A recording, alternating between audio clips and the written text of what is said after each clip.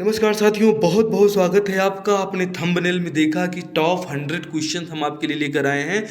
ये जीएस के हैं, जर्नल स्टडी है। इसमें सामान्य अध्ययन paper 2 CG police sub inspector मुख्य परीक्षा में है। वो मुख्य परीक्षा आप सीजी पीएससी की दे रहे हैं, अच्छी बात है। सीजी व्यापम दे रहे हैं, आप पूरे भारत में कहीं भी पेपर दे रहे हैं, सामान्य अध्ययन और करंट अफेयर एकदम खास हो जाते हैं। लेकिन ये छत्तीसगढ़ वालों के लिए और ज़्यादा खास इसलिए हो जाता है कि सीजी सब इंस्पेक्टर और छत्तीसगढ़ एग्जाम्स के लिए आपको छत्तीसगढ़ के भी अति महत्वपूर्ण प्रश्न इसमें देखने को मिलेंगे और उसको भी आपको याद करते हुए चलना है। प्रश्नों का उत्तर सही सही देना है और एक कॉपी पेन ले लेना है। उसमें जो सभी पूरी स्लाइड इंपॉर्टेंट है, आपको जो और ज़्यादा इंपॉर्टेंट लगे उसको नोट करते हुए चलना है। और पहले प्रश्न से ही आपको समझ में आ जाएगा कि हाँ, ये टॉप 100 100% टॉप है। चलिए पहले प्रश्न देखिए, भारत संघाई सहयोग संगठन का पूर्ण सदस्य कब बना था? इसका उत्तर आप कहाँ से देंगे? तो भाई साहब यहाँ उत्तर इसका हो जाएगा कि सबसे पहले तो आप जान लीजिए कि संघाई सहयोग संगठन होता क्या है। संघाई सहयोग संगठन वह संगठन है जिसमें भारत 2017 में पूर्ण सदस्य बना और इसमें भारत के साथ आपका पाकिस्तान भी मिलेगा,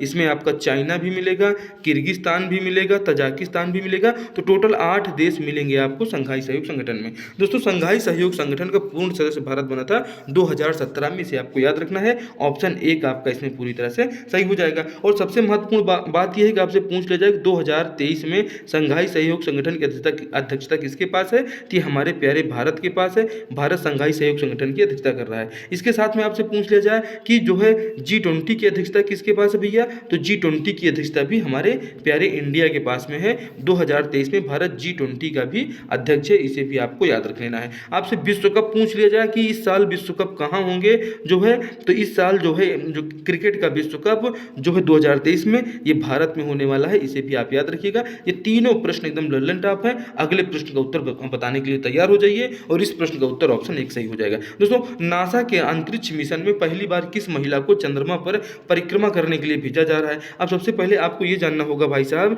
कि नासा कौन सी चिड़िया का नाम है। ठीक है, ये हमने इसको यहाँ लिख दिया है। तो ये नासा जो है भैया, ये अमेरिका की क्या है? अमेरिका की अंतरिक्ष एजेंसी है जो बड़े बड़े कारनामे कर रही है। और इसने क्या है, ये अपना आर्टेमिस मिशन, ठीक है भाई साहब, इसके मिशन का जो नाम हो जाएगा वो नाम हो जाएगा आर्टेमिस मिशन 2। इसने लॉन्च किया है और चंद्रमा पे फिर से लोग जाएंगे। और चंद्रमा पे जाके कौन कौन जा रहे हैं चंद्रमा पे? तो सबसे पहले ये याद रखिएगा, आर्टेमिस मिशन उत्तर। ये अब इसमें ये किसका मिशन है? ये नासा का मिशन है। नासा कहाँ की अंतरिक्ष एजेंसी है? तो अमेरिका की जो एजेंसी है। दोस्तों, इसमें जो है क्रिस्टीना हेमर को के पहली बार है। ये दोस्तों एक 44 वर्षीय जो है एरोनॉटिक्स की इंजीनियर है और ये इंजीनियर महोदय भी चंद्रमा पर जा रहे हैं। इनके साथ में जा रहे हैं, ऑप्शन 2 में दिया गया है जर्मी हैसन, 3 में विक्टर ग्लावर और रीड जार्मन। तो ये 4 लोग मिलकर कहाँ जाएंगे भैया? ये चंद्रमा पे जाएंगे। इन चारों का आपको नाम याद रखना है, एकदम स्टार लगाइए, ये एग्जाम में छपने वाले प्रश्न हैं। तो आपने क्या क्या देखा इसमें कि हम आपसे बता रहे हैं सभी प्रश्न महत्वपूर्ण हैं, अति महत्वपूर्ण, आप लिखते चलिए। अब यहाँ बात हो गई है नासा की। नासा कहाँ की अंतरिक्ष एजेंसी है? तो अमेरिका की है। अब बात यहीं पर अगर आप कर लिया जाए कि भारत की अंतरिक्ष एजेंसी का नाम बताइए, तो क्या बताएंगे? तो बता दीजिएगा, भारत की एजेंसी का नाम है इसरो। इसरो का फुल फॉर्म क्या होता है? उसका फुल फॉर्म हो जाएगा इंडियन स्पेस रिसर्च ऑर्गेनाइजेशन, इसका फुल फॉर्म हो जाएगा। इसके वर्तमान में अध्यक्ष कौन है भैया? तो एस सोमनाथ इसके इसरो के हमारे वर्तमान में अध्यक्ष हैं। और LVM-3 रॉकेट के बारे में पूछ लिया जाए तो क्या बताएंगे भैया कि LVM-3 जो रॉकेट है भाई साहब, ये LVM-3 से भी हमने ब्रिटेन की वन वेब कंपनी जो है, उनकी संयुक्त कंपनी है, उस कंपनी के हमने 36 उपग्रहों को लॉन्च किया है। इसे भी थोड़ा सा आपको याद रखना है। ये कारनामा श्रीहरिकोटा से हुआ। सतीश धवन अंतरिक्ष केंद्र जो है आपके आंध्र प्रदेश में पड़ता है, श्रीहरिकोटा आंध्र प्रदेश वहीं पे स्थित है। आपसे ये भी पूछ लिया जाएगा कि श्री अंतरिक्ष धवन केंद्र, ठीक है क्या? सतीश धवन, ठीक है, सतीश धवन अंतरिक्ष केंद्र कहाँ स्थित है? तो बता दीजिएगा सतीश धवन अंतरिक्ष केंद्र कहाँ स्थित है? तो श्रीहरिकोटा में स्थित है। श्रीहरिकोटा कहाँ स्थित है? तो श्रीहरिकोटा स्थित है आपके आंध्र प्रदेश में। यहाँ से हुआ क्या है, तो हमने LVM-3 रॉकेट से जो है अपना ये जो है 36 उपग्रहों को ब्रिटेन के कहाँ भेजा है? पृथ्वी की कक्षा में 450 से 500 किलोमीटर की दूरी में ले जाके स्थापित कर दिया है। तो पूरी स्लाइड आपके लिए महत्वपूर्ण हो जाएगी। आपको जो है अमेरिका के संबंध में भी जानकारी मिली और भारत के संबंध में जानकारी मिली। अगला प्रश्न देख लीजिए, इसमें ये ललन टॉप फैक्ट है इसका। ये क्रिस्टीना हैमर कोक भाई साहब पहली महिला है जो अफ्रीकन मूल की अमेरिकी हैं। और दोस्तों, ये जो है कहाँ पे जा रही हैं? तो चांद पे जा रही हैं। ठीक है, ठीक है। अब चांद से देखो ये क्या लेके आती हैं, और ये चांद पे जाएंगी भाई साहब, तो इनके साथ 3 और लोग भी जा रहे हैं। और ये नासा का पहला आर्टेमिस मिशन दिसंबर 2022 में लॉन्च हुआ था, इसे भी आपको याद रखना है। अब हम बढ़ते हैं तीसरे प्रश्न की ओर, बताइएगा आपका उत्तर क्या है। दुनिया के ग्लोबल रीडर अप्रूविंग ट्रैकर में प्रधानमंत्री मोदी की अप्रूवल रेटिंग सर्वाधिक होने के साथ बने दुनिया के सबसे पसंदीदा नेता। यह सूची कौन जारी करता है, बिल्कुल पूछा जा सकता है एग्जाम में, क्योंकि दुनिया के इन्होंने सभी नेताओं को पीछे छोड़ दिया है। किसने छोड़ा है भैया, हमारे मोदी जी ने, हमारे भारत के आदरणीय प्रधानमंत्री जी, जो पूरी देश दुनिया में हमारे भारत का नाम रोशन कर रहे हैं। और इनके भी अरविंद केजरीवाल भाई साहब, इनकी योग्यता के बारे में पूछ रहे थे। अरे भाई साहब, जो 8 साल से लगातार पीएम हो,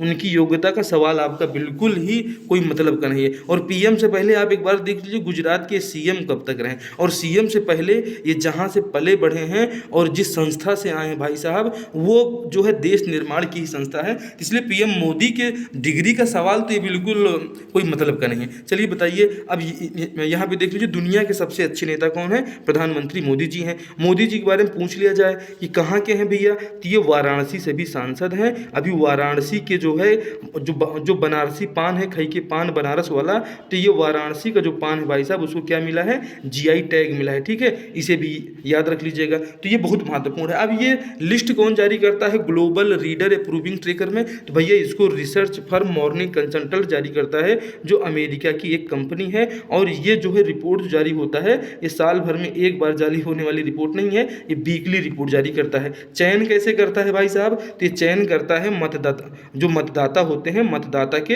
रुझान पे ये चयन कर लेता है भाई साहब किसको ज़्यादा वोट जो है दिया जाए। हिंडनबर्ग रिपोर्ट आप जानते हैं कि दुनिया के सबसे दूसरे अमीर आदमी कौन थे भैया, तो हमारे अमीर आदमी थे हमारे प्यारे भारत के गौतम अडानी जी। गौतम अडानी जी के जो है उसमें एक रिपोर्ट हिंडनबर्ग ने जारी किया, जिसके बाद वो दुनिया के 22वें नंबर के जो है अमीर बन चुके हैं। मतलब ये 20 स्थान बेचारे इनको गंवाना पड़ गया, इसे भी आपको याद रखना है। इस प्रश्न का जो सही उत्तर हो जाएगा कि ये जो है दुनिया का सबसे बढ़िया नेता बताने वाली जो कंपनी है मोदी जी को, ये कंपनी हमारे भारत की नहीं है, ये कंपनी अमेरिका की है, रिसर्च फर्म मॉर्निंग कंसल्टेंट। आपको याद रखना है, इसके बारे में पूरी जानकारी आपको दे दिया है। ठीक है, आगे बढ़ें भाई साहब।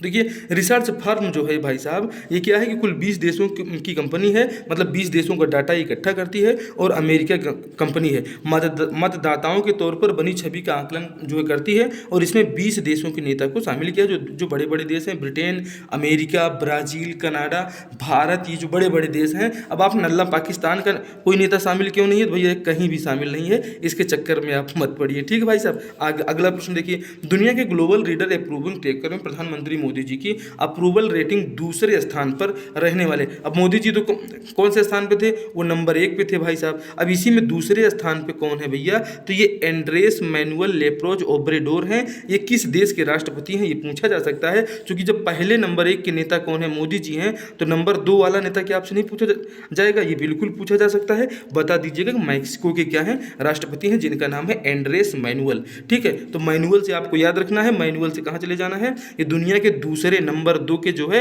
सबसे जो है प्रसिद्ध नेता है। ऑस्ट्रेलिया के प्रधानमंत्री कौन है भैया, तो एंथनी एल्बनीज को आपको याद रखना है, एंथनी एल्बनीज आपको याद रखना है, बिल्कुल बहुत ही महत्वपूर्ण एक क्लास हो जाती है। इस प्रश्न का सही उत्तर है कि दूसरे स्थान पे आने वाले कौन है, ऑप्शन 1 पे मैक्सिको आ जाएगा। दोस्तों आपसे पूछ लिया जाए किसी के चलते चलते कि भाई बताइए पश्चिम बंगाल के गवर्नर कौन है, तो पश्चिम बंगाल के गवर्नर हो जाएंगे ये सीबी आनंद बोस। ये बहुत महत्वपूर्ण है, चूंकि रामनवमी भी हुए दंगों को लेकर ये पश्चिम बंगाल बहुत चर्चे में। छत्तीसगढ़ के गवर्नर पूछ लिया जाए तो विश्वभूषण हरिचंदन है। उत्तर प्रदेश की गवर्नर कौन है भैया, तो आनंदीबेन पटेल हैं, इन्हें आपको याद रखना है। और आपसे पूछ लिया जाए अभी हाल ही में किस मुस्लिम, ये जो अलीगढ़ मुस्लिम विश्वविद्यालय है, अलीगढ़ मुस्लिम विश्वविद्यालय के किस कुलपति को जो है अभी विधान परिषद उत्तर प्रदेश में क्या दिया गया है, इनको विधायक बनाया गया है, तो ये आप जो है बता दीजिएगा कौन है भाई साहब, तो उनका आप हमें कमेंट करके बताइएगा। 6 लोगों को भी हाल ही में नियुक्त किया गया। बात किया जाए इटली की प्रधानमंत्री की, तो इटली के प्रधानमंत्री जियोर्जिया मेलोनी है। स्विस कन्फेडरेशन के अध्यक्ष कौन है, एरले बेसेंट है। और कनाडा के प्रधानमंत्री कौन है भैया, तो जस्टिन ट्रूडो है, इन्हें भी आपको थोड़ा सा याद रखना है। ये पूछा जाएगा, ये ऐसे ही प्रश्न सीधे एग्जाम में आ जाते हैं और 1 नंबर आपका सीधे चला जाता है, तो इस करंट अफेयर को बहुत ध्यान से आपको पढ़ना है। अभी हाल ही में दोस्तों दुनिया की पहली मोबाइल कॉल, ठीक है, आप जानते हैं कि ये जो मोबाइल कॉल है ये हुई थी 3 अप्रैल 1973 को। सबसे पहले ये जान लीजिए पहली मोबाइल कॉल किसने किया था? इसको किया था भैया मार्टिन कूपर ने। कौन सी कंपनी का मोबाइल था? मोटरोला कंपनी का मोबाइल था और उन्होंने इससे पहली बार फ़ोन किया था। तो मार्टिन कूपर को याद रखिएगा, पहला मोबाइल कॉल मार्टिन कूपर ने किया था। कब किया था? तो 3 अप्रैल 1973 को याद रखना है, पहली मोबाइल कॉल हुई थी। अभी अप्रैल का महीना चल रहा है और अप्रैल में हुई जो खास घटनाएं हैं आपकी आगामी कोई भी परीक्षा में जरूर आ सकती हैं, इसलिए हमने इसको यहाँ पे लिया है भाई साहब। यहाँ पे ऑप्शन में दिया गया है 31 जुलाई 1995। तो आइए 31 जुलाई 1995 के बारे में आपको बताता हूँ कि भारत की जो पहली कॉल हुई थी हमारे जो है केंद्रीय दूरसंचार मंत्री जो है, और उसके बाद हमारे ज्योति बसु, ठीक है, ज्योति बसु जो है, ज्योति बसु और हमारे केंद्रीय संचार मंत्री जो 1995 में थे, उनका आप कमेंट करके बताइएगा कौन थे। आइए उसके बारे में भी हम आपको पूरा बता देते हैं। दुनिया की पहली मोबाइल कॉल किस कंपनी की मोबाइल से हुई थी? तो हमने आपको अभी बताया कि उसका नाम था मोटरोला डायना TCS 800, ये इसका नाम हो जाएगा। बताइए क्लास अगर अच्छी लग रही हो, क्वेश्चन आपके क्वालिटी के लेवल के लग रहे हैं कि हाँ आपको मज़ा आ रहा है, तो एक बार क्लास को क्या करिए, सबसे पहले सब्सक्राइब कर दीजिए चैनल को, और हमारी क्लास जो है थोड़ा सा रन हो जाए। तो इसको रन कराना है कि नहीं कराना है भाई साहब? रन कराइए और जल्दी से देखिए कि ये क्लास कैसे रन हो रही है। इसको जो है ज़्यादा से ज़्यादा लोगों में शेयर कीजिए। अति महत्वपूर्ण क्लास है, डेली करंट अफेयर के साथ में डेली स्टैटिक जीके भी आपको देखना है। इस प्रश्न का सही उत्तर क्या हो जाएगा? Option 1 Motorola Diana TCS 800। ठीक है, अगला प्रश्न देखिए, नाबार्ड की स्थापना किस पंचवर्षीय योजना के दौरान हुई? सबसे पहले तो यही महत्वपूर्ण है, कौन सी पंचवर्षीय जो है योजना है? तो ये 5 ईयर प्लान आपके सिलेबस में, अगर आपने सिलेबस का अध्ययन नहीं किया देख लीजिए एक बार। ठीक है, कौन सी पंचवर्षीय योजना में? तो नाबार्ड की स्थापना हुई थी भैया 6वीं पंचवर्षीय योजना में। कब चल रही थी 6वीं पंचवर्षीय जो ये 5 ईयर प्लान? तो ये देखिए कि 12 जुलाई 1982 है कि 85 है। आइए इसके बारे में हम आपको अच्छे से बताते हैं। अब आप यहाँ पे देख लीजिए माफ़ कीजिएगा, आगे देखिए आप दोस्तों, 6वीं पंचवर्षीय योजना के दौरान 12 जुलाई 1982 को जो है नाबार्ड की स्थापना हुई थी। नाबार्ड का आपसे हेडक्वार्टर पूछा जाता है। नाबार्ड का हेडक्वार्टर क्या है? जो है मुंबई में है। मुंबई क्या है भैया? मुंबई को भारत की आर्थिक राजधानी कहते हैं। Economical capital of India is Mumbai, आपको याद रखना है। हमारे भारत के किसानों को किसान क्रेडिट कार्ड कौन जारी करता है पूछा जाता है? तो बताइएगा कि ये जो है नाबार्ड जारी करता है। नाबार्ड का फुल फॉर्म बहुत बार पूछा गया है, national bank for agriculture and rural development, ये नाबार्ड का फुल फॉर्म हो जाता है। तो आप देखिए कि इसी मात्र एक स्लाइड से आपके कितने प्रश्न तैयार हुए। ठीक है, अति महत्वपूर्ण सेशन है दोस्तों, एक बार लाइक कर दीजिए और कमेंट करके जरूर बताइए क्लास आपको कैसी लग रही है। दोस्तों यहाँ पे महत्वपूर्ण हो जाता है प्रधानमंत्री मनमोहन सिंह दोस्तों, क्योंकि प्रधानमंत्री मनमोहन सिंह दोस्तों ये उस समय क्या थे? तो ये 1982 से 85 के दौरान RBI के क्या थे? गवर्नर थे। और आपसे पूछ लिया जाए कि गवर्नर 2023 जो है दुनिया का सबसे बढ़िया गवर्नर 2023 का पुरस्कार किसे मिला है? तो हमारे जो अभी गवर्नर जनरल कौन है, हम माफ कीजिए गवर्नर कौन है? तो शक्तिकांत दास है। शक्तिकांत दास को क्या मिला है? तो गवर्नर ऑफ द ईयर पुरस्कार 2023 से सम्मानित किए गए शक्तिकांत दास को आपको भी याद रखना है। क्या यह शक्तिकांत जो है पहले गवर्नर पुरस्कार पाने वाले व्यक्ति हैं? जी नहीं, इसके पहले 2015 में किसको मिला था? तो हमारे रघुराम राजन को आप याद रखिएगा, रघुराम राजन। ठीक है, इनको साल 2015 में गवर्नर ऑफ द ईयर का पुरस्कार मिल चुका है। उसके बाद गवर्नर ऑफ द ईयर 2023 कौन चुने गए हैं? तो एकदम स्टार लगा लीजिएगा, शक्तिकांत दास को बता दीजिएगा। अब आइए इस प्रश्न के बारे में देख लीजिए, इसमें क्या लिखा हुआ है? RBI का मुख्यालय पूछ लिया जाता है कहाँ पे है? तो RBI का मुख्यालय प्रारंभ में कलकत्ता में था, लेकिन प्रारंभ में कलकत्ता में था और उसके बाद इसको कहाँ कर दिया गया? तो इसको मुंबई जो है इसका स्थानांतरण कर दिया गया। तो अब RBI का मुख्यालय कहाँ है? तो RBI का मुख्यालय आपका हो जाएगा मुंबई में। ठीक है भाई साहब, और प्रारंभिक मुख्यालय कहाँ था? ये प्रश्न पूछा गया है, तो बताइएगा कलकत्ता जो है कलकत्ता में। और वित्त मंत्रालय क्या करता है? तो सिक्का जारी करता है। अगर कहा जाए नोट कौन जारी करता है? क्या नोटों का निर्गमन वित्त मंत्रालय करता है? तो बता दीजिएगा नहीं। ठीक है भाई साहब, आगे बढ़ें, अगले प्रश्न की तरफ बढ़ें। प्रश्न कैसे लग रहे हैं? बहुत ही महत्वपूर्ण है। आपसे प्रश्न पूछा जाता है सर्विस ऑफ इंडिया सोसाइटी की स्थापना कब हुई थी? तो बता दीजिएगा 1905 में हुई थी। और ये वो समय है जब महात्मा गांधी का भारत में भी आगमन नहीं हुआ है, और यही बनते हैं महात्मा गांधी के राजनीतिक गुरु जिनका नाम है गोपाल कृष्ण गोखले। अगर आपसे पूछ लिया जाए यहीं पर कि चंद्रगुप्त मौर्य के जो है गुरु कौन है भैया? तो चंद्रगुप्त मौर्य के गुरु कौन थे भाई? तो चंद्रगुप्त मौर्य के गुरु चाणक्य थे। चंद्रगुप्त मौर्य ने किसको हराया था? तो नंद वंश के जो शासक हैं, नंद वंश के शासक घनानंद को हराकर घनानंद की हत्या कर उन्होंने चाणक्य की सहायता से जो है मौर्य वंश की स्थापना की थी। अब यहीं देख लीजिए महात्मा गांधी गुरु कौन से हैं? तो महात्मा गांधी गुरु गोपाल कृष्ण गोखले हैं। गोपाल कृष्ण गोखले ने सर्विस ऑफ इंडिया सोसाइटी की स्थापना साल 1905 में की थी। साल 1905 आता है तो आपके दिमाग में आना चाहिए कि ये साल साल तो किसका साल है? ये साल जो है, इसको लॉर्ड मत कहो, इसको जो है हम सही से अपनी भाषा में कहें तो हम तो इसको कुकुर कहना चाहेंगे। ठीक है भाई साहब, ये लॉर्ड कर्जन है। लॉर्ड कर्जन ने क्या ये किया था? बंगाल का विभाजन किया था, और उसी बंगाल के विभाजन में आज आप बांग्लादेश जो देखते हैं वही बंगाल विभाजन है, पूर्वी पाकिस्तान। ठीक भाई साहब, तो ये पूर्वी पाकिस्तान का विभाजन करने वाला 1905 में कौन था? ये यही बंदा था। और इसी जो है माफ़ कीजिएगा, ये जो गोपाल कृष्ण गोखले थे, गोपाल कृष्ण गोखले 1905 में सर्विस ऑफ इंडिया सोसाइटी की स्थापना की। इसके इन लोगों के विरोध में आप जानते हैं कि 1907 में, ये देखिए यहाँ पे स्पष्ट हमने लिखा है कि इसी के विरोध में क्या हुआ था? स्वदेशी आंदोलन 7 अगस्त 1905 को प्रारंभ कर दिया गया था। कब प्रारंभ हुआ था? ये प्रश्न भी पूछा जाता है, स्वदेशी आंदोलन कब प्रारंभ हुआ? तो बता दीजिएगा, जो है 7 अगस्त 1905 में। क्यों प्रारंभ हुआ था? चूंकि जो है ये हमारे ये लॉर्ड कर्जन जो है, इस लॉर्ड कर्जन ने क्या किया था? बंगाल का विभाजन कर दिया था, और जिसको जो है पूरा बंगाल इसका विरोध कर रहा था। ठीक है भाई साहब, तो इसी के विरोध में स्वदेशी आंदोलन ये प्रारंभ हुआ था। ये प्रश्न भी आपके लिए अति महत्वपूर्ण हो जाता है। अगला प्रश्न देखिए, मुस्लिम लीग, बिल्कुल प्रश्न आपका छपेगा, क्योंकि मुस्लिम लीग वो है कि अभी आप जानते हैं कि भारत और बांग्लादेश के बीच, ठीक है, भारत और बांग्लादेश के बीच पहली मैत्री पाइपलाइन जो है, ये वो माफ कीजिएगा, जो है बांग्लादेश, ये ठीक है, ये बांग्लादेश है, इसको आप बांग्लादेश कर लीजिएगा।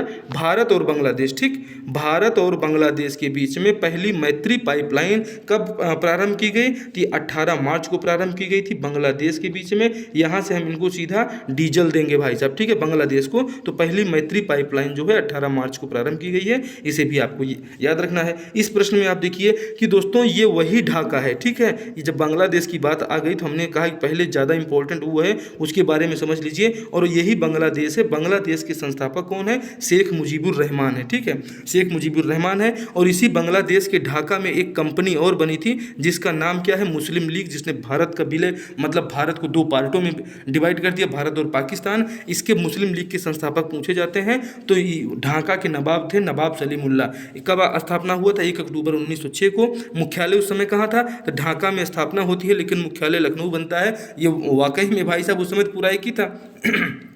और इसके स्थायी अध्यक्ष मुस्लिम लीग के कौन बनाए गए थे? तो मुस्लिम लीग के स्थायी अध्यक्ष आगा खां बनाए गए थे। कई बार एग्जाम में आते हैं, स्टार लगा के रखिएगा, अति महत्वपूर्ण प्रश्न है दोस्तों। ये हमारी मुस्लिम, ये हमारी, आप इसको हमारी मत समझिएगा, हमारी मतलब नहीं है। ये कहना है कि जो मुस्लिम लीग है, ये मुस्लिम लीग का मुखपत्र क्या था? जैसे आप देखते हैं अभी मुखपत्र किसका चलता है? उद्धव ठाकरे जी का चलता है, ठीक है, कि उसी प्रकार से मुस्लिम लीग का मुखपत्र स्टार इंडिया था, समाचार पत्र का नाम था स्टार इंडिया। ये जो है सीजी व्यापम का प्रिय क्वेश्चन है, पूछा गया है, ठीक है भाई साहब। जो है मुस्लिम लीग का जो है हेडक्वार्टर कहाँ था? ये लखनऊ में था। स्थायी अध्यक्ष कौन थे? आगा खां थे। स्थापना कब हुई थी? 1 अक्टूबर 1906 को। जो है कौन थे स्थापना करने वाले? नवाब सलीमुल्लाह। ये वही नवाब सलीमुल्लाह हैं जहाँ पे आज बांग्लादेश बन गया है। भारत के प्रयासों से भारत ने 16 दिसंबर को मनाता है क्या कि विजय दिवस मनाता है, तो वही विजय दिवस हम मनाते हैं। बांग्लादेश के 70,000 सैनिकों के साथ में उनके कमांडर तक ने सरेंडर कर दिया था, मतलब हथियार उन्होंने डाल दिया था। उसी चक्कर में हम मनाते हैं विजय दिवस। कब मनाते हैं विजय दिवस? याद रखिएगा, 16 दिसंबर को मनाया जाता है, ठीक है, ये आपको बिल्कुल याद रखना है। आगे बढ़े भाई साहब, प्रश्न कैसे लग रहे हैं? निसंदेह बहुत महत्वपूर्ण है। अब हम जो है ये स्टैटिक जीके, हमने आपसे कहा था जर्नल स्टडी की महत्वपूर्ण क्लास है। अब देखिए जर्नल स्टडी में आपसे पूछा जाता है राज्यपाल की शपथ। राज्यपाल की शपथ का उल्लेख संविधान के किस अनुच्छेद में? बता दीजिएगा, संविधान के अनुच्छेद 159 में राज्यपाल जो है शपथ लेगा। किसकी लेगा? संविधान के संरक्षण की। और जो है राज्य के उच्च न्यायाधीश जो होते हैं, ये राज्यपाल को शपथ दिलाने का काम करते हैं। तो राज्य के जो हमारे जो छत्तीसगढ़ की बात किया जाए तो बिलासपुर हाई कोर्ट के जो बीएसपी के मुख्य न्यायाधीश होंगे बिलासपुर हाई कोर्ट के, वो जो है हमारे राज्यपाल बृषभूषण हरचंदन को वही शपथ दिलाए थे। उनके बंगले में शपथ हुई थी, इससे आपको याद रखना है, ठीक है भाई साहब। अगला प्रश्न देखिए, राज्यपाल दोस्तों ये इनका कार्यकाल अगर पूछ लिया जाए, इनके कार्यकाल का उल्लेख संविधान के जो है किस अनुच्छेद में है? तो संविधान का अनुच्छेद 156 यह प्रावधान करता है कि राष्ट्रपति के प्रसाद पर्यंत, ठीक है, ये 156 आपको यहाँ दिया गया है, राष्ट्रपति के प्रसाद पर्यंत राज्यपाल अपने पद पर रहेंगे, लेकिन प्रायः 5 वर्ष के लिए ही रखे जाते हैं। उसके बाद इनको बदल दिया जाता है, बीच में भी बदल देते हैं, और इनकी नियुक्ति 5 साल के लिए होती है। राज्यपाल का कार्यकाल कब तक होता है? तो प्रश्न में अगर राष्ट्रपति के प्रसाद पर्यंत आता है, ईयर नहीं दिया गया है, ठीक है, राष्ट्रपति के प्रसाद पर्यंत अगर लिखा है तो बिल्कुल यही सही होगा। लेकिन अगर उसमें साल लिखा है, ईयर का अगर जो है दिया गया है, तो 5 साल आप मानिएगा, 5 साल के लिए उनकी नियुक्ति होती है। इस प्रश्न का सही उत्तर हो जाएगा। राज्यपाल राज्यपाल के बारे में राज्यपाल की अध्यादेश जारी करने की शक्ति संविधान के किस अनुच्छेद में है? तो राज्यपाल की अध्यादेश जारी करने की शक्ति संविधान के अनुच्छेद 213 में है। इसे IMP हो जाता है, याद रखिएगा, ठीक है, क्योंकि नवीन राज्यपाल हमारे यहाँ जो है नियुक्त हुए हैं छत्तीसगढ़ में। दोस्तों, धन विधेयक राज्यपाल की मंजूरी के बिना विधानसभा में प्रस्तुत नहीं किया जा सकता। मतलब धन विधेयक जो है जब तक राज्यपाल का सैंक्शन नहीं मिलेगा तब तक अपने मुख्यमंत्री इसको प्रस्तुत माफ कीजिएगा नहीं कर सकते हैं। तो ये अति महत्वपूर्ण हो जाता है। धन विधेयक राज्यपाल की मंजूरी के बिना जो है विधानसभा में प्रस्तुत नहीं हो सकता है। ये प्रश्न आपको याद रखिएगा, एकदम लल्लन टॉप फैक्ट है, इन्हें आपको देखते हुए चलना है।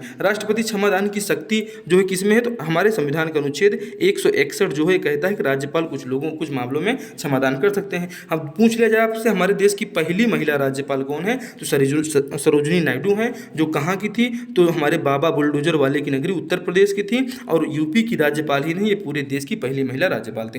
भारत में सर्वप्रथम 1980 में तमिलनाडु के एक राज्यपाल थे प्रभुदास पटवारी, इनको बर्खास्त किया गया है। ये अति महत्वपूर्ण हो जाते हैं, ये भी पूछे गए हैं, इसलिए हमने आपको यहाँ पे लिया है। तो ये पूरा इंपॉर्टेंट है। ये महिला राज्यपाल कितनी बार पूछी गई हैं, इसलिए आपको याद रखना, चूंकि आनंदीबेन पटेल भी छत्तीसगढ़ की राज्यपाल रह चुकी हैं। देखिए, राज्यपाल की नियुक्ति कहाँ से होती है भैया? तो राज्यपाल की नियुक्ति का प्रावधान हमारे संविधान के अनुच्छेद 155 में दिया गया, इसे आपको याद रखना है। दोस्तों, राज्यपाल का कार्य क्या है? तो केंद्र सरकार के प्रतिनिधि के तौर पे कार्य करते हैं, और राज्यपाल को ही राज्य का संवैधानिक प्रमुख कहा जाता है। ये प्रश्न आया है कि जो है राज्य का संवैधानिक प्रमुख कौन होता है? तो राज्य का जो संवैधानिक प्रमुख है वो हो जाते हैं अपने राज्यपाल भैया, ठीक है। विश्वभूषण हरिचंदन जी छत्तीसगढ़ के संवैधानिक प्रमुख हैं वर्तमान में, आप इन्हें याद रखना है। हाल ही में शेख खालिद बिन मोहम्मद बिन जायद अल नाहयान, भाई साहब ये एक आदमी का नाम है पूरे गाँव का, तो पूरे गाँव का नाम ये नहीं है, ठीक है, ये पूरे गाँव का नाम नहीं है, इसे आप याद रखिएगा, एक व्यक्ति का नाम है। इनके बारे में प्रश्न आया है कि शेख खालिद मोहम्मद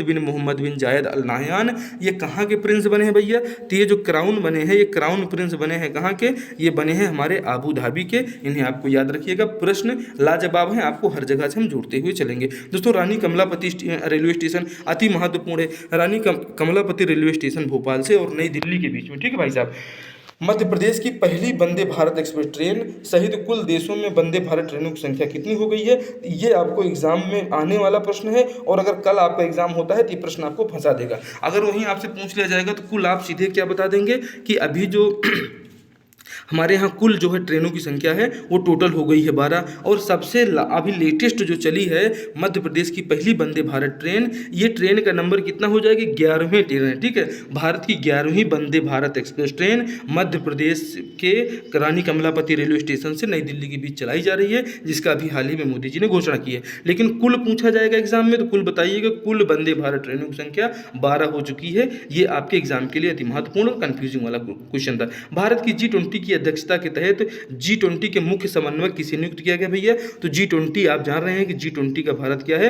2023 में अध्यक्ष है, और इसके मुख्य समन्वयक हो जाते हैं श्री हर्ष श्रृंगला, ठीक है। अमिताभ कांत जो है इसके पूर्व ये हमारे कौन थे? तो जो हमारा नीति आयोग है भाई साहब, ये नीति आयोग, ठीक है, नीति आयोग आप ये बिल्कुल याद रखना है, national institution transformer of India, इसे आपको याद रखना है। इसका फुल फॉर्म क्या हो जाएगा? तो सबसे पहले जब अमिताभ कांत की बात हो रही है तो नीति आयोग के बारे में हम आपको बता देते हैं। नेशनल इंस्टीट्यूशन ट्रांसफॉर्मिंग इंडिया, ये नीति आयोग का नीति का फुल फॉर्म है, और यही नीति आयोग किसके स्थान पर आया है? तो बता दीजिएगा, योजना आयोग के स्थान पर मोदी जी ने नीति आयोग लाया है साल 2015 में, इसे भी थोड़ा सा आपको ध्यान रखना है। BBR सुब्रमण्यम कौन है? ये वर्तमान में हमारे इसी नीति आयोग के CEO हैं, और विश्वभूषण हरिचंदन आप जानते हैं ये कौन है? गवर्नर ऑफ द जो है छत्तीसगढ़ है, इन्हें आपको याद रखना है। अगले प्रश्न तरफ बढ़ते हैं भाई साहब। छत्तीसगढ़ में सूबा शासन के जन्मदाता कौन? तो CGSI, CG व्यापम, CGPSC, ठीक है। जो CGSI के एग्जाम में बैठ रहे हैं, CGPSC में बैठ रहे हैं, या कि छत्तीसगढ़ की किसी भी परीक्षा में बैठ रहे हैं, वो इसका प्रश्न का उत्तर जरूर बताएं भाई साहब कि छत्तीसगढ़ में सूबा शासन के जन्मदाता कौन है? तो इस प्रश्न का चलिए सही उत्तर देखिए, महिपत राव दिनकर जी जो हैं वो क्या हैं? ये क्या थे? इसका सीधा आप उत्तर लगाएंगे कि ये सूबा शासन के जन्मदाता थे। नहीं भाई साहब, ये पहले सूबेदार थे, ठीक है। ये जो महिपत राव दिनकर हैं ये पहले सूबेदार थे, और जो छत्तीसगढ़ में सूबा शासन के जन्मदाता कौन है? ये बेंको जी भोसले को आपको याद रखना है, ये सूबा शासन के जन्मदाता हैं। बिंबा जी और उमा जी के बारे में भी हम बताएंगे आपको, ऐसे क्लास में बने रहिए। अगले प्रश्न तरफ बढ़िए। इस प्रश्न का सही उत्तर है ऑप्शन 2, आपका इस प्रश्न का सही उत्तर हो जाएगा, सूबा शासन के जन्मदाता बेंको जी भोसले हैं। कैसे हैं उनके बारे में पूरा डिटेल हम आपको बताएंगे, बिल्कुल परेशान ना हो। दोस्तों, छत्तीसगढ़ में देख लीजिए यहाँ पे छत्तीसगढ़ में ये महिपत राव दिनकर हैं, ये छत्तीसगढ़ के प्रथम सूबेदार थे। इन्हें आपको याद रखना है, ये उसके जन्मदाता नहीं थे दोस्तों। इन्हीं के समय में यूरोपीय यात्री फारिस्टर 1790 में छत्तीसगढ़ की यात्रा किया था। अति महत्वपूर्ण हो जाता है दोस्तों, ठीक है। अब बेंको जी भोसले, बिम्बा जी भोसले, आपको बेंको जी को आपने देखा ही है कि बेंको जी क्या है। बेंको जी जो है छत्तीसगढ़ में सूबा शासन के जन्मदाता हैं, ये आपको याद रखना है। और छत्तीसगढ़ के पहले सूबेदार कौन थे?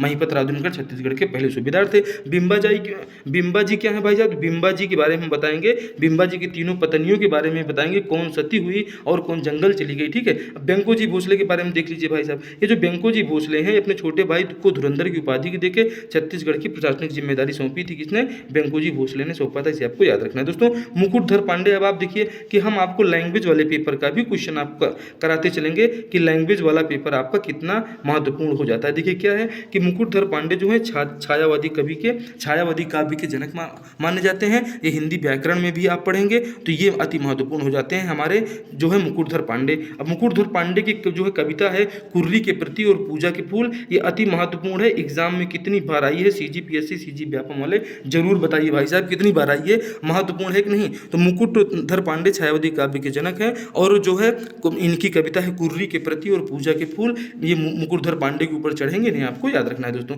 दुलार सिंह मंदार जी, बताइए एग्जाम में आते हैं कि नहीं आते हैं भाई साहब। हमने ऐसा प्रश्न लिया है भाई साहब कि आपको चैनल को सब्सक्राइब अब कर लेना चाहिए और डेली आप हमारी क्लासेस से जुड़िए। आपका लैंग्वेज भी हम कंप्लीट कराएंगे। लैंग्वेज के लिए काव्य बोध आपने नहीं देखा है तो काव्य बोध देख लीजिए, रस देख लीजिए। CGSI की मेंस की परीक्षा के अनुरूप डेली जो है क्लासेस चैनल पे अपलोड हो रही हैं और पूरी तरह से ऑथेंटिक और परफेक्ट क्लास में आपके लिए डेली लेकर आते हैं। देखिए रबेली नाचा पार्टी के संस्थापक कौन थे भैया? यही दुलार सिंह जो मंदरार जी थे दोस्तों। छत्तीसगढ़ शासन द्वारा लोक कला के क्षेत्र में दाऊद दुलार सिंह मंदरार जी सम्मान प्रदान किया जाता है। अति महत्वपूर्ण है, कई बार एग्जाम में आता है, ऐसे ही प्रश्न तो आते हैं। अगला प्रश्न देखिए वो और इससे ज्यादा महत्वपूर्ण आपको दिखेगा क्या कि हेल्ड सोल्ड फोन के जनक कौन है, जिसके कारण से आप ये हमारी क्लास को देख पा रहे हैं और जिसकी वजह से आप अपनी बाबू सोना से और अपने माता पिता से बात कर पाते हैं भाई साहब। तो ये हैंड हेल्ड सेल फोन के जनक कौन है? मार्टिन कूपर है। इनके बारे में हमने आपको बताया था, ठीक है। मार्टिन कूपर कौन है? हैंड हेल्ड सेल फोन के जनक है। इन्हें आपको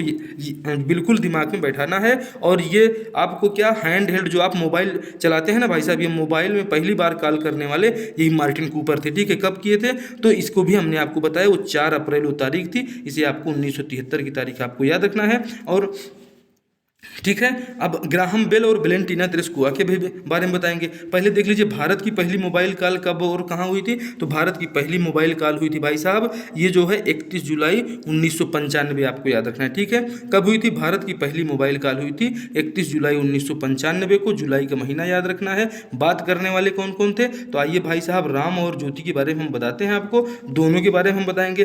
पहली मोबाइल कॉल भारत में किन के मध्य हुई थी? तो भैया भारत में पहली मोबाइल कॉल हुई थी सुखराम और ज्योति बसु के बीच में। ये सुखराम आपको ऐसे निरहुआ टाइप का नहीं समझ लेना है, ये निरहुआ भी जो है बहुत अच्छे हीरो हैं और ये भी सांसद भी हैं निरहुआ भाई साहब, ठीक है। ये कहाँ से सांसद हैं? तभी आजमगढ़ से सांसद हैं। कौन सी पार्टी के हैं? तो आजमगढ़ कहाँ पड़ेगा? आजमगढ़ पड़ेगा उत्तर प्रदेश में। और सांसद हैं ये किससे? बीजेपी पार्टी के भी सांसद हैं। इन्होंने जो है मुलायम सिंह की मृत्यु के बाद में वहाँ पे जो उपचुनाव हुआ उसमें ये जीत गए हैं भाई साहब, ठीक है। तो सुखराम जो है ये हमारे केंद्रीय दूरसंचार मंत्री थे उस समय जब इसका पहली बार काल हुआ, साल 1995 में। और ज्योति बसु को आप जानते हैं कितनी बार मुख्यमंत्री रह चुके हैं, इन्हें आपको याद रखना है। तो इसका उत्तर हो जाएगा भारत में पहली मोबाइल कॉल किनके मध्य हुई? हमारे संचार मंत्री सुखराम और ज्योति बसु के बीच में ये हमारी पहली कॉल हुई थी। दोस्तों पूछ लिया जाए भारत के थल सेना अध्यक्ष कौन है? तो जनरल मनोज पांडे को बताइए भारत के थल सेना अध्यक्ष हैं। भारत के वर्तमान में CDS कौन है? बता दीजिएगा। हमारे CDS जो फुल फॉर्म पूछ लिया जाए क्या बताएंगे कि चीफ ऑफ डिफेंस स्टाफ इसका फुल फॉर्म होता है। और अभी वर्तमान में कौन है? तो जनरल अनिल सिंह चौहान है। इन्हें आपको थोड़ा सा याद रखना है भाई साहब। पूछ लिया जाए पहले कौन थे? तो पहले हमारे कौन थे? CDS। पहले CDS के बारे में पूछा जाए अति महत्वपूर्ण छपेगा, लिख लीजिए कि जो है हमारे रावत साहब जो थे, जो रावत साहब हैं, रावत साहब हमारे पहले CDS थे, जनरल बिपिन रावत साहब, ठीक है।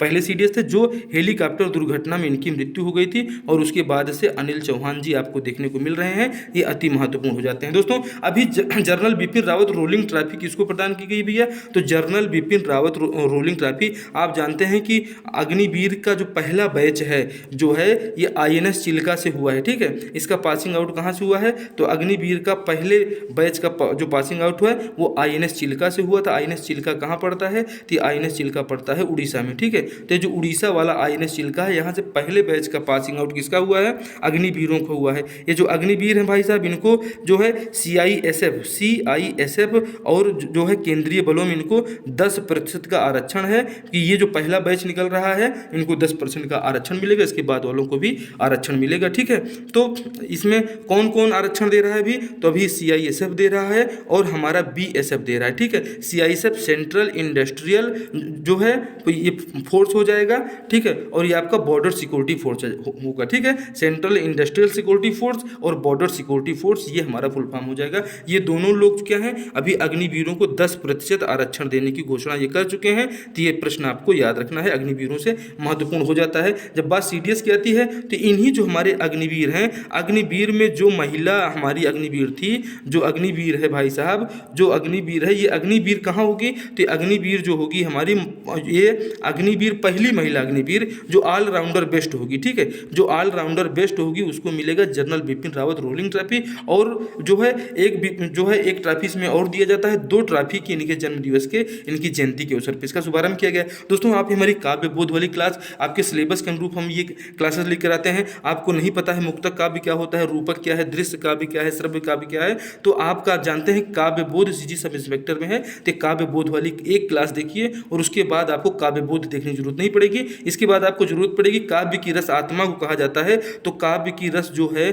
काव्य की आत्मा किसे कहते हैं? रस को कहते हैं। पूरा रस आप समझिए, हमारी इसी चैनल पे रस छंद अलंकार पूरा लैंग्वेज पेपर 1 और लैंग्वेज पेपर 2 की भी तैयारी हम पूरी तरह से करा रहे हैं। और दोस्तों बहुत जल्द मैथ्स और रीजनिंग की भी क्लासेस आपके पास आ रही हैं। दोस्तों सामान्य अध्ययन, अब ये देखिए ये पूरी हमने क्लास ही अपलोड किया, अगर इस क्लास को आपने नहीं देखा है तो इस क्लास को जाके देख लीजिएगा। ये 4 घंटे की मैराथन क्लास है भाई साहब, और ये 4 घंटे की मैराथन क्लास आप देखेंगे तो इसमें जितनी चीज़ें यहाँ दी गई हैं भाई साहब, क्या कि भौतिकी, रसायन, जीव आविष्कार, खोजें, वैज्ञानिक, ये आपके सिलेबस में दिया गया है, ठीक है। श्वेत क्रांति, इसरो, अंत भारत का अंतरिक्ष कार्यक्रम, भारत का परमाणु कार्यक्रम, भारत के प्रमुख बंदरगाह, फसलें, मिट्टी, बिजली, संयंत्र, जनसंख्या, स्वतंत्रता आंदोलन, भारत का इतिहास। दोस्तों ये 4 घंटे की क्लास है, इसको आप देखिए। तो कोई भी एक वनडे एग्जाम अगर आप दिलाने जा रहे हैं तो वो एग्जाम आप क्वालिफाई करके आएंगे। एकदम शिद्दत से पेन पेपर लेके इस क्लास को देख लीजिएगा एक बार, ठीक है। आगे बढ़ें, आगे वाली स्लाइड अति महत्वपूर्ण है। हम डेली करंट अफेयर आपके लिए लेकर आते हैं दोस्तों। पूरे मार्च महीने के टॉप 200 क्वेश्चन हमने अपलोड किया है, उसे भी आप जरूर देख लीजिएगा, महत्वपूर्ण हो जाएगा आपकी क्लास के लिए भाई साहब। और आप बताइए हाल ही में नियुक्त हुए नौसेना के उप प्रमुख कौन है भाई साहब? एकदम बताइए, लल्लन टॉप प्रश्न है कि नहीं। वाइस एडमिरल जसमीर जसिंह ने किसका स्थान लिया है? हाल ही में नौसेना के डिप्टी प्रमुख जो नियुक्त हुए हैं उनका नाम है वाइस एडमिरल संजय जसप्रीत सिंह। दोस्तों इन्होंने किसका स्थान लिया है? तो वाइस एडमिरल SN घोरमड़े का स्थान लिया है, इन्हें आपको याद रखना है। दोस्तों ऑप्शन में और कौन कौन दिए गए हैं? Vice admiral RS Kapadia, vice admiral Deepanshu Tiwari और MM घोरपड़े। इनका जो है ये भी सब भाई इनका कोई मतलब नहीं। इस प्रश्न का सही उत्तर हो जाएगा ऑप्शन 1। दोस्तों कांग्रेस के किस अधिवेशन में कांग्रेस नरम दल और गरम दल, ये बताइए, छाप के रखिए भाई साहब।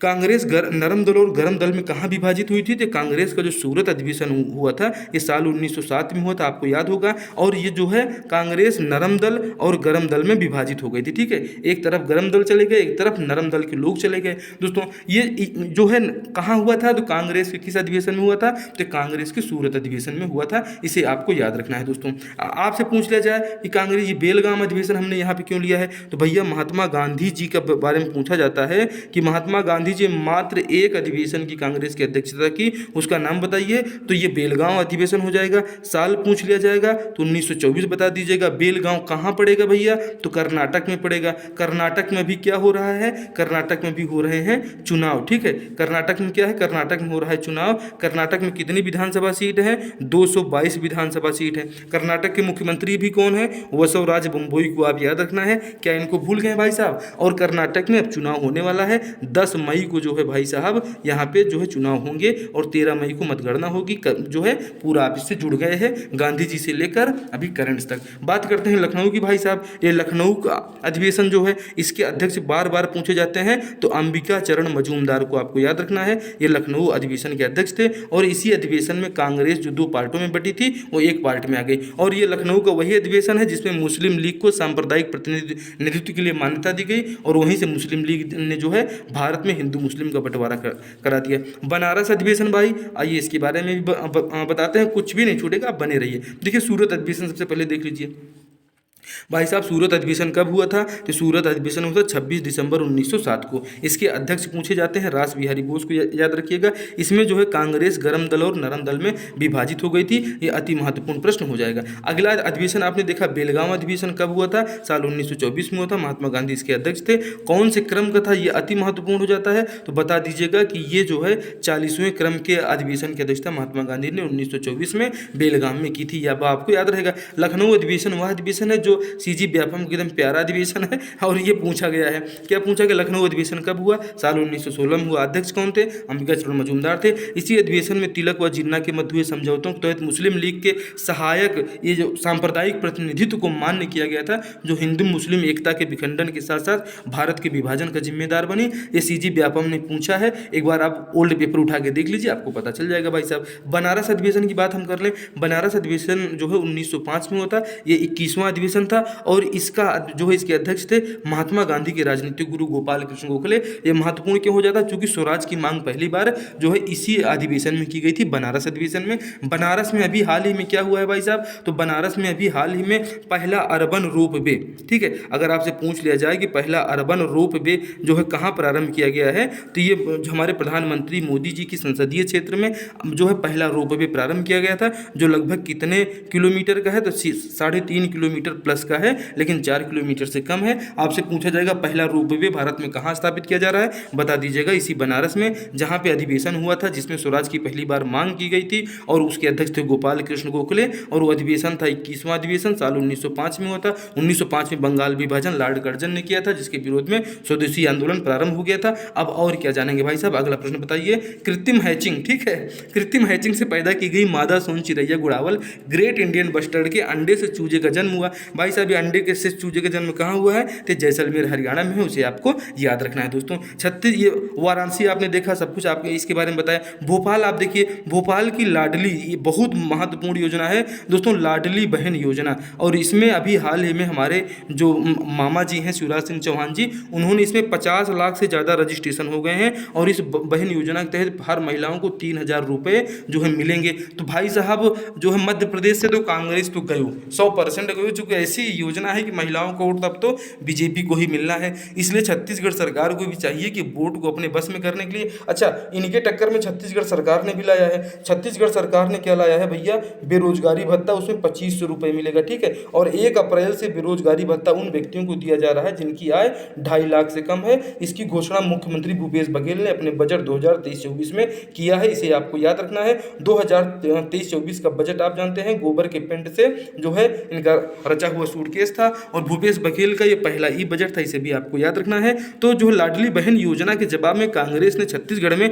जवाब दिया है बेरोजगारी भत्ता, जिसमें 2500 रुपये मिलेगा। तो भाई साहब कांग्रेस ने यहाँ छत्तीसगढ़ में बचाने का तो काम किया है, लेकिन मध्य प्रदेश में तो कांग्रेस को अब भाई लाने में बहुत मुश्किल हो जाएगी। देखते हैं मध्य प्रदेश के जो हमारे चुनाव वाले लोग हैं क्या करते हैं, पॉलिटिक्स उन लोग जाने। हम बात कर लेते हैं छत्तीसगढ़ की, तो छत्तीसगढ़ में थोड़ी सी बात और होगी। छत्तीसगढ़ का 85वां जो कांग्रेस का महाधिवेशन हुआ था, ये कहाँ हुआ था? छत्तीसगढ़ के रायपुर में हुआ था, इसे आपको याद रखना है। अगले प्रश्न की तरफ बढ़िए, भोपाल के भी बारे में जान लीजिए। भोपाल के बारे में अभी हमने आपको बताया कि भोपाल के सीएम साहब कौन है? शिवराज सिंह चौहान जी हैं। और आप जानिए कि भोपाल जो है इनको जो है पहली वंदे भारत ट्रेन जो मिली है वो भोपाल को मिली है, और मतलब पहली अभी मध्य प्रदेश को मिली है। किस क्रम की है? तो 11वीं वंदे भारत ट्रेन जो है ये जो है ये नई दिल्ली से भोपाल के बीच में ये चलाई जाएगी, ठीक है। इसके पहले प्रश्न में हमने आपको इसका सब कुछ बताया है, इसके आप ध्यान दीजिएगा दोस्तों। अपनी धरती पर क्रिकेट विश्व कप जीतने वाला दुनिया का पहला देश कौन सा था? तो भैया हमने 2011 में महेंद्र सिंह धोनी जी की कप्तानी में क्या जीता है? जो है हमने उनकी कप्तानी में जीता है विश्व कप 2011 वाला। अंतिम बॉल पर उन्होंने सिक्सर मार के हमको जो है जितवाया था, ठीक है। और ये आप देख लीजिए, ये हमारा भारत देश है, ये ऑस्ट्रेलिया, ब्रिटेन, बरमूडा। तो ऑस्ट्रेलिया आप जानिए कि महिला T20 विश्व कप अभी हाल ही में किसने जीता है? तो ये महिला जो विश्व कप है इसको ऑस्ट्रेलिया ने जीता है। किसको हराकर जीता है क्या बताएंगे? तो बता दीजिएगा कि दक्षिण अफ्रीका को हरा के ऑस्ट्रेलिया ने जो है T20 वर्ल्ड कप जीता था। कौन सा वर्ल्ड कप? तो महिला वर्ल्ड कप की बात हम आपसे कर रहे हैं, इसे भी थोड़ा सा आपको याद रखना है, ठीक है। आगे बढ़े भाई साहब। हाल ही में एरोनॉटिकल टेस्ट रेंज अति महत्वपूर्ण प्रश्न है भाई साहब, डेली आप इसको देखिए। जो है ये चित्रदुर्ग कर्नाटक से दोबारा उपयोग में लाए जाने वाले प्रक्षेपण यान स्वतः लैंडिंग मिशन, ये जो है सफलतापूर्वक लॉन्च किया गया। इसका नाम क्या है भैया? तो इसका नाम है RLVLES। ठीक है, ये दोस्तों ऐसा है कि अपने आप लैंड कर लेगा। ये जहाज इनकी जो उतर रही है, इनके ये जो है ये तीनों इनके टायर अपने आप खुल जाते हैं और ये सीधे लैंड हो जाएंगे ज़मीन पर। ये ऐसा जो है इन्होंने किया है, बहुत मस्त और बहुत ही अद्वितीय कारनामा है हमारे इसरो का। कहाँ से किया है? चित्रदुर्ग कर्नाटक से किया है। LBM-3 मिशन की आप बात कर लें तो LBM-3 मिशन को हमने आपको बताया ही कि इसके माध्यम से हमने अभी 36 उपग्रहों को पृथ्वी कक्षा में स्थापित किया ब्रिटेन वाले के। हमारा गगनयान और आदित्ययान ये इसी साल के अंतिम में जो है यहाँ से भेजा जाएगा, ये भी आपको याद रखना है। आगे बढ़े भाई साहब। दुनिया का पहला हरित रेलवे नेटवर्क किस देश के पास है भैया? तो दुनिया का पहला हरित रेलवे नेटवर्क किसके पास है? तो हमारे प्यारे भारत के पास है। इसे आपको याद रखना है। हमारे यहाँ जो रेलवे लाइनों का विद्युतीकरण हो रहा है युद्ध स्तर पर, यही है हरित रेलवे नेटवर्क। रेलवे का विद्युतीकरण से संबंधित है हरित रेलवे नेटवर्क। क्लास कैसी लगी एक बार शेयर कर दीजिए। डिफेंस एवं स्ट्रेटेजिक स्टडीज में MPhil और MSc वाइस एडमिरल अतुल आनंद बने नौसेना संचालन के महानिदेशक। इन्हें आपको याद रखना है, ये पूछे जाते हैं दोस्तों। भारत में नई विदेश व्यापार नीति कब से लागू हुई है? 1 अप्रैल 2023 से लागू हुई है। इसे भी दिमाग में बैठा के रखना है।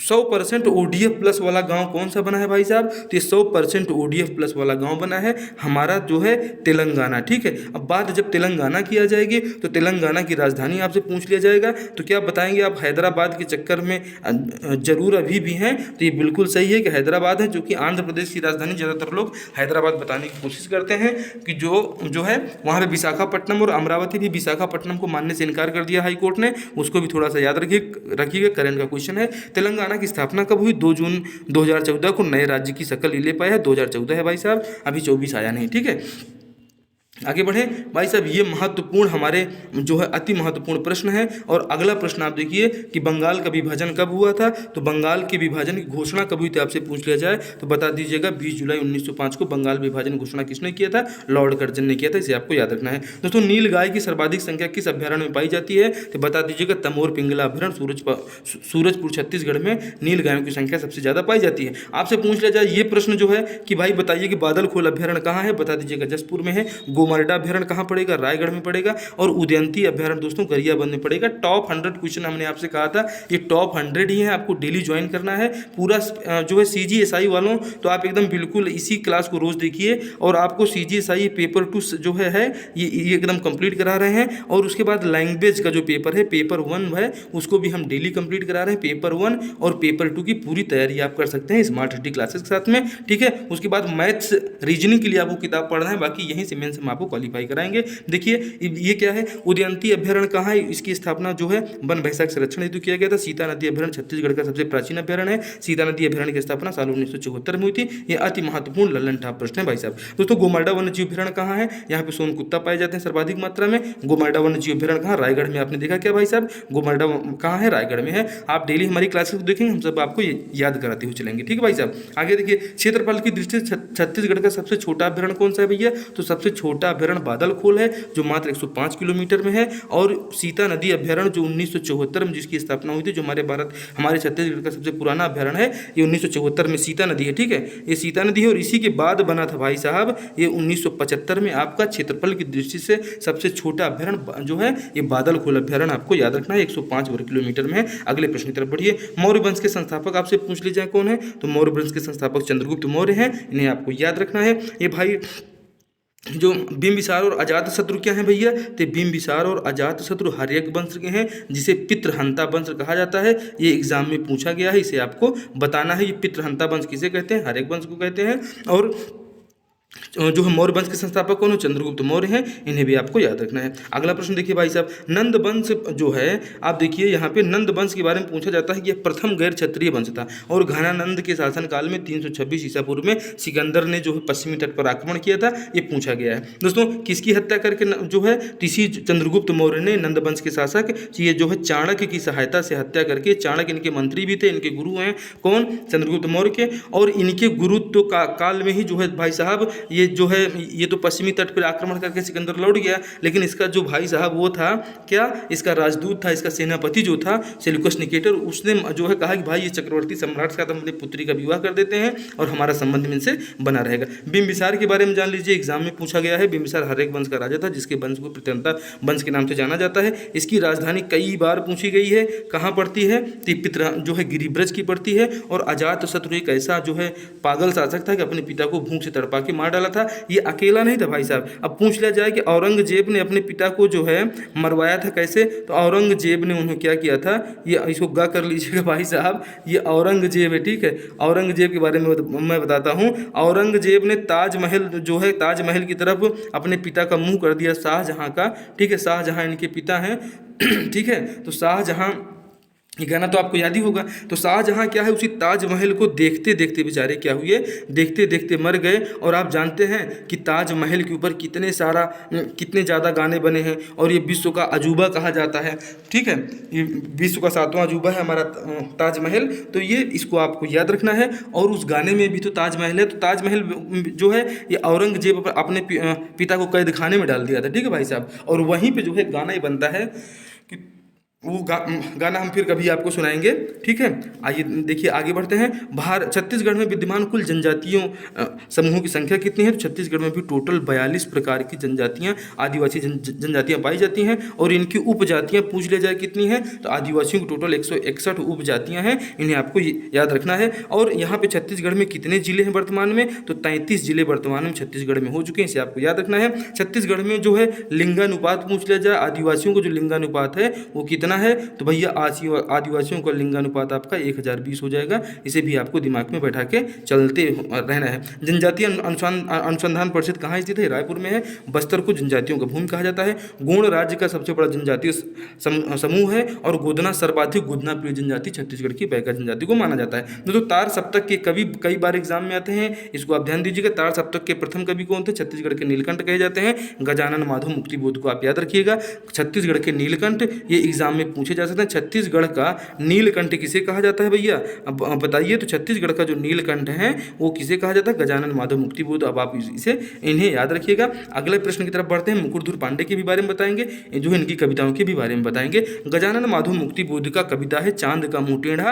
ये कई बार एग्जाम में आया है कि चांद का मुंह टेढ़ा, ये कविता किसकी भैया, तो जो चांद का मुंह टेढ़ा हो जाता है, ठीक है। तो चांद तारे फूल सबनम तुमसे अच्छा कौन है भाई साहब। तो चांद का मुंह टेढ़ा गजानन माधव मुक्तिबोध कविता संग्रह है। और अंधेरे में भी इनका कविता संग्रह है। इसको दोनों को भी आपको याद रखना है, ठीक है। इनका कहानी संग्रह भी एग्जाम में पूछ लिया जाता है। ब्रह्म राक्षस, भूरी भूरी खाक धूल, काठ का सपना, सतह से उठता आदमी, ये गजानन माधव मुक्तिबोध का ये क्या है, कहानी संग्रह है भाई साहब। इनकी जो है इनके निबंध भी एग्जाम में आते हैं। एक साप्ताहिक डायरी, नई कविता, आत्मसंघर्ष, कामायनी एक पुनर्विचार, ये इनके दो जो है। कामायनी एक पुनर्विचार, ये गजानन माधव मुक्तिबोध का निबंध है। नई कविता का आत्मसंघर्ष, एक साप्ताहिक डायरी, ये जो है ये दो इनको आपको याद रखना है। ये इनके जो है निबंध हैं। और इसके बारे में हम आगे आपको बताते हैं कि अगला हम कौन सा महत्वपूर्ण लेकर आ रहे हैं, ठीक है भाई साहब। ये इनको आपने देख लिया।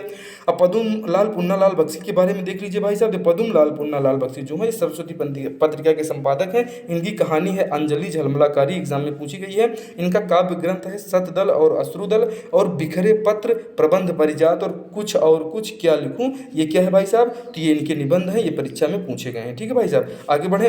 संयुक्त राष्ट्र सुरक्षा परिषद में शामिल स्थायी देश कौन कौन से हैं, अब ये लीजिए भाई साहब। अभी आप से पूछ लिया जाए, अभी हमने आपको पहले ही बताया है कि नाटो में मिलने वाला, ठीक है, नाटो का 31वां सदस्य कौन बना है, सबसे नवीनतम सदस्य। तो जो नाटो का सबसे नवीनतम सदस्य जो हो जाएगा वो हो जाएगा फिनलैंड। कौन से क्रम का है, तो ये 31वें क्रम का है। अब इसके ऊपर भी युद्ध का खतरा मंडरा रहा है, ठीक है भाई साहब।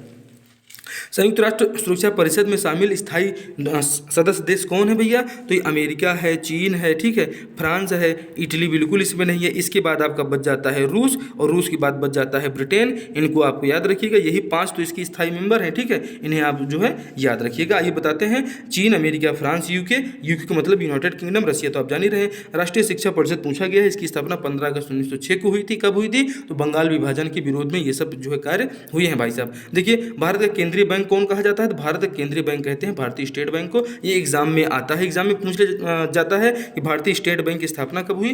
तो ये भारतीय स्टेट बैंक आप यहाँ देख रहे हैं। भारत केंद्रीय सर्वोच्च बैंक कौन सा है? तो भारतीय स्टेट बैंक नहीं भाई साहब, आरबीआई है, ठीक है, रिजर्व बैंक ऑफ इंडिया। इसे आप बिल्कुल याद रखिएगा।